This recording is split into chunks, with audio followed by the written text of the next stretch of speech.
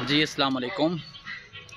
आज से अरसा 20 साल पहले अब जहाँ जिस रोड से मैं गुज़र रहा हूँ, यहाँ से गुज़रते हुए डर लगता होता था।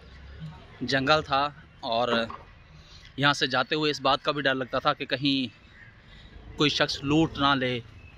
तो आज यहाँ पे देखें कितनी आबादी है और कितना आमदोरफ्त है।